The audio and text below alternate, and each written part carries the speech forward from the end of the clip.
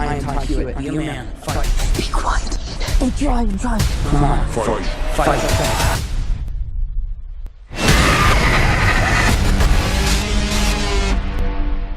The basic story of Chaos Walking has, you know, it's obviously a heightened science fiction adventure, but at its core, and what's interesting about the movie is that it's really just a story about a boy and a girl. And so in the end, not to give anything away, you know, instead of trying to blow up a battle station, we're just hoping that they can work it out. Well, actually, I fell in love with the project when I read the book. And I thought it was a beautiful, poetic way to talk about who we are and actually who we would be even in another planet or even in different circumstances than the ones we live right now on this planet. I thought it was a beautiful analogy, a very poetic analogy of many different things that we live now. It's interesting because the film has ended up spanning different parts of all three books in the trilogy, not necessarily in any one order, not necessarily as like every bit from every book. But this script has ended up encompassing actually more of the world than I think one would assume. And I think because so much in the book is descriptive of the noise, because we're able to do that in an audio-visual way, I think it's helpful having that because you're able to tell the story probably in a more condensed way because the noise does so much of the work that the book has to do in a narrative way. Whoa, stop! Don't come any closer. It's a girl. Girl! Oh my gosh, girl. I'm sorry. No, move Please. on here. I've just never seen a girl before. Who are you? Chaos Walking is about a boy called Todd Hewitt who lives in a town called Prentiss Town, but Prentiss Town is not at all like other towns. There are no women in the town. There was a terrible war just after Todd was born, and the war killed half of the men, and all of the women in the town is dying. And he's the last boy born in this town, and he's the last boy who will ever be born. And culturally, I wondered, you know, what would that be like? What would that feel like? How would you grow up? How would that change you as not just as a man, but as a person? And the other thing that is different about Prentiss Town is the noise, which is a phenomenon where you hear everyone else's thoughts all the time, whether you want to or not. And if you think about what that might actually be like, it's really horrifying because, you know, your brain is a messy place. He says it in the books, men's minds are messy places, and noise is the living, breathing face of that mess. And it starts from there, and he views the world one way. He has been taught that the world is this way, that there are no women, that, you know, there is one enemy, that there is really no future. And then one day he finds a girl who shouldn't exist. She shouldn't be there. Everything he's been taught is contrary to that. And she's called Viola, and her presence is a danger to her, it's a danger to him, it's a danger to the town. And he and Viola have to go on the run. If you want to protect the girl, you have to leave now.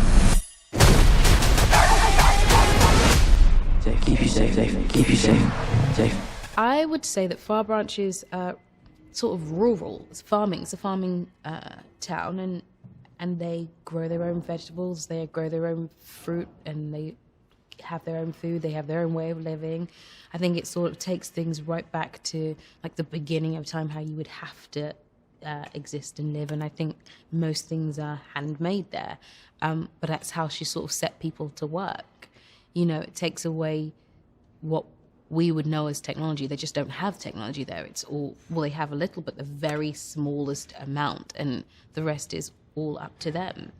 They have established themselves in this little town, you know, and then they realize that there's this thing called the noise that is some kind of a virus, that it was there before we arrived. And what happens with that is that suddenly everyone began listening to everybody's thoughts.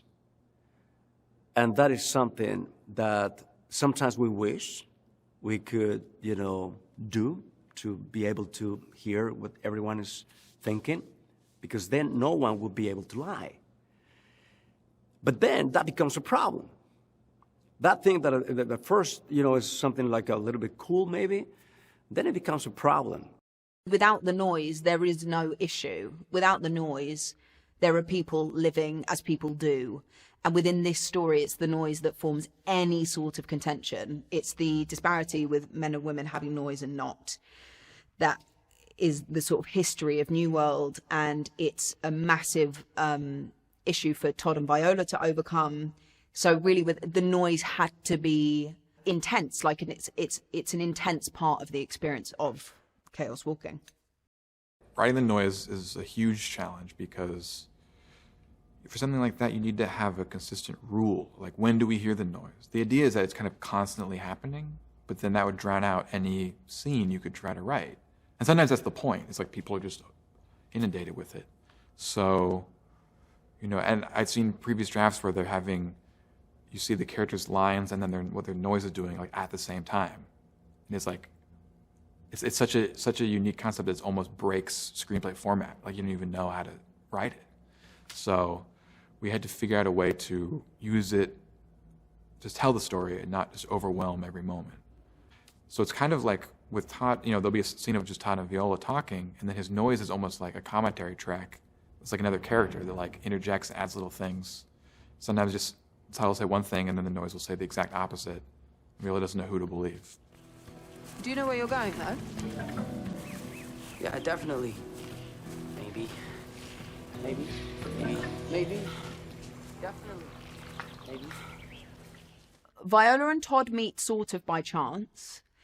And what is amazing in the story is Todd can't really explain why he's drawn to Viola, but he basically, he's told to as well by Ben Killian, but he leaves everything he knows in order to help her, which is amazing.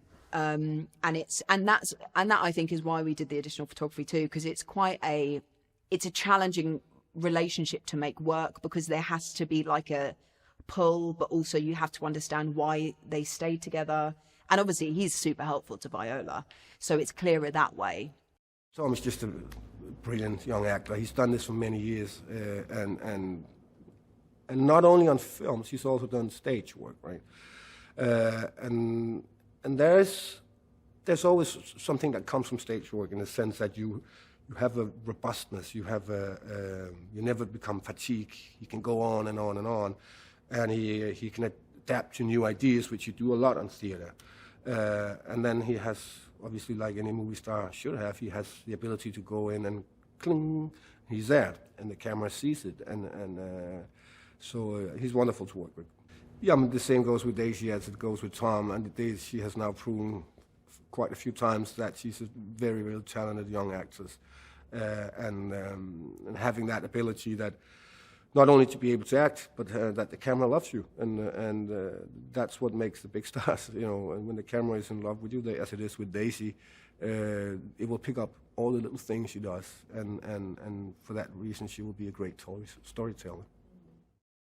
I think Chaos Walking serves a broader audience in that it's the thing that you always hope from sort of bigger action films, is that there's like a real heart to the story. And the heart is sort of Viola and Todd's relationship and them going on this journey, and what that does to everyone else, and what it means for literally a whole planet of people. I am Todd Hewitt. Be a man. Fight. Be quiet. I'm trying. Come on. Fight.